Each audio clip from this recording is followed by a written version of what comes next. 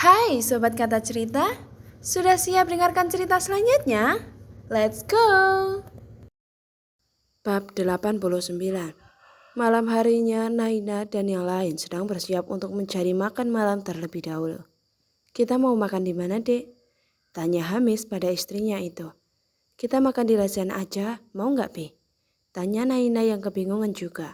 Boleh, kita makan di sana saja, tapi Amar gimana?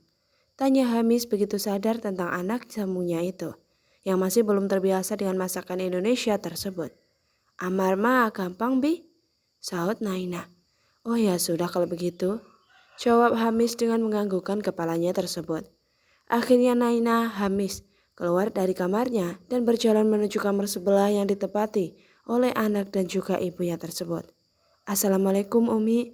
Amar, panggil Naina sambil mengetuk pintu kamar tersebut. Tak lama kemudian pintu dibuka dari dalam. Waalaikumsalam, sahut Bu Umayyah yang membenarkan hijabnya tersebut tanpa menggunakan cadarnya.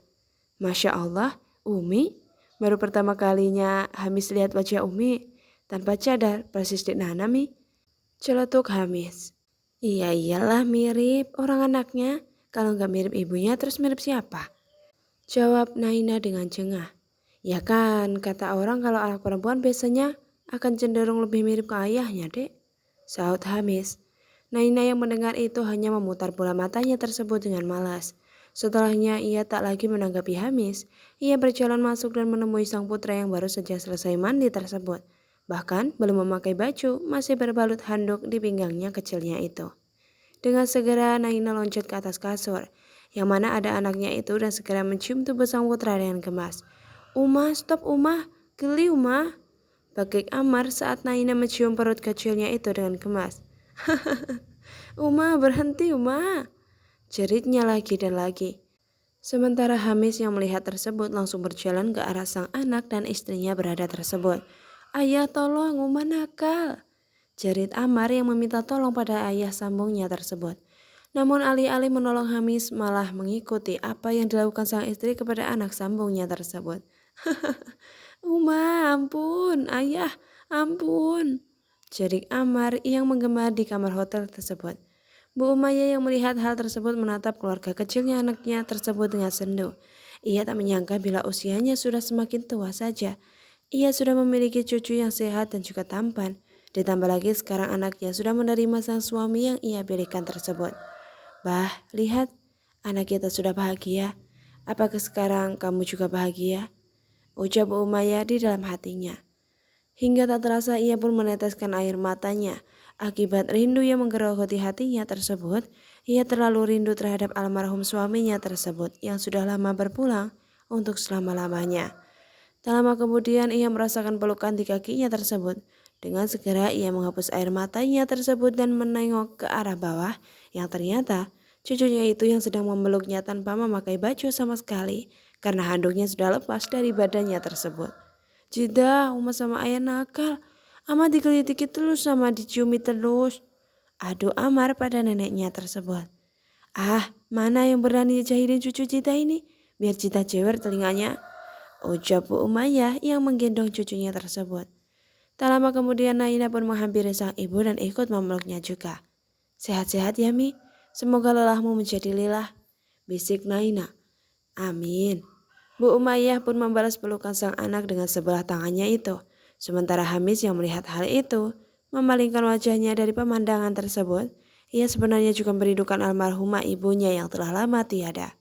Hamis, sini, panggil Umi pada menantunya tersebut.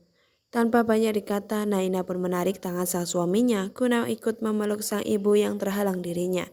Hingga Hamis tak langsung memeluk Bu Umayyah secara langsung. Amar kecil yang berada di tengah-tengah tersebut tentu saja menjadi tercebit. Ah, Amar tak bisa napas, jerit Amar yang memberontak tersebut. Mereka lupa bila ada Amar kecil di antara mereka yang terjepit.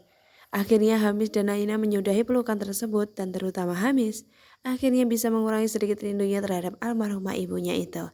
Melalui pelukan kepada mertuanya, walaupun tidak secara langsung namun mampu mengobati rasa rindunya. Amar kedinginan tahu, gerutu Amar yang kesal. Akhirnya setelah drama di kamar Bu Umayyah terjadi, saat ini keluarga Naina sedang menuju resto lesehan yang ada di kota es tersebut untuk menikmati makan malamnya. Alhamdulillah sampai juga akhirnya, gumam Naina yang rindu akan masakan khas Indonesia.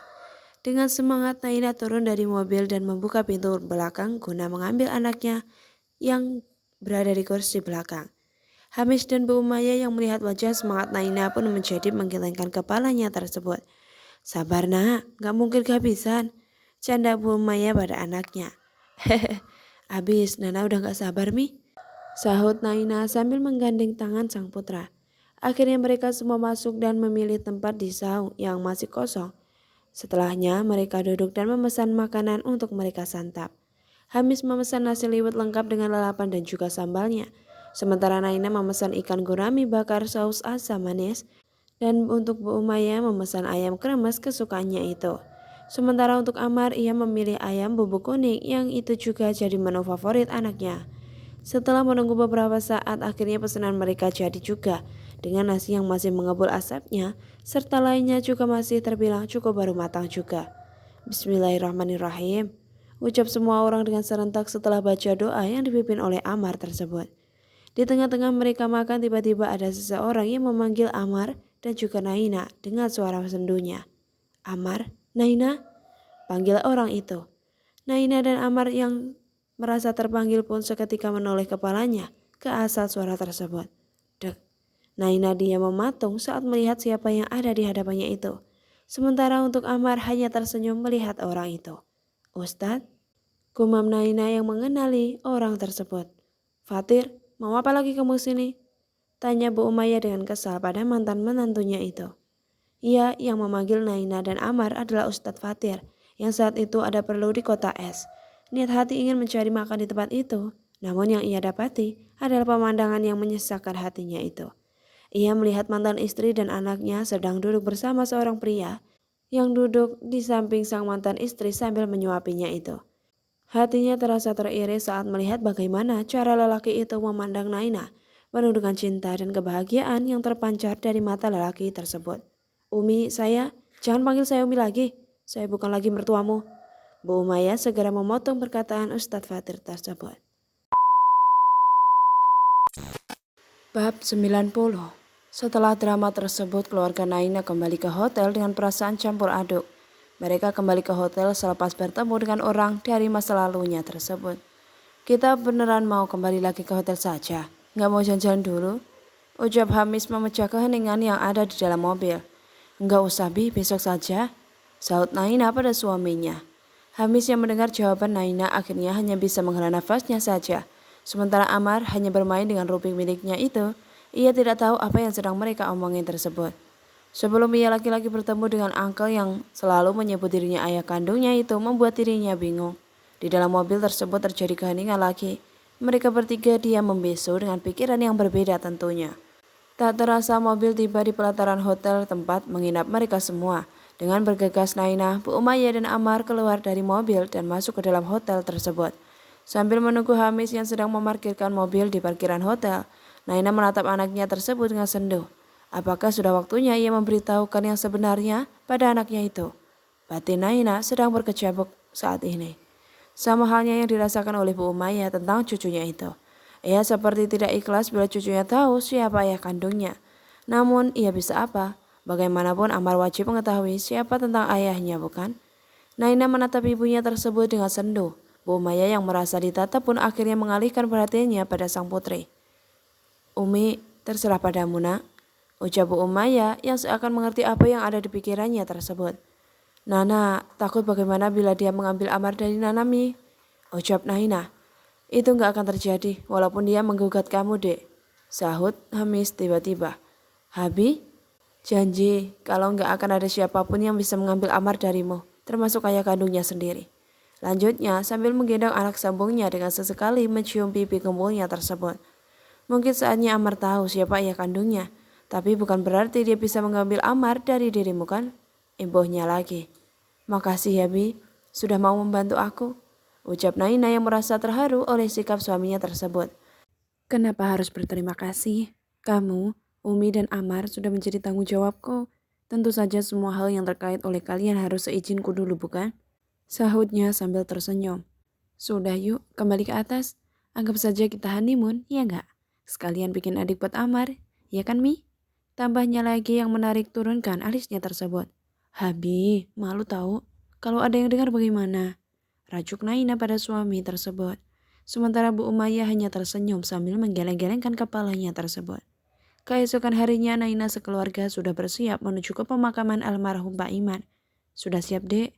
Tanya Hamis yang memeluk Naina dari belakang.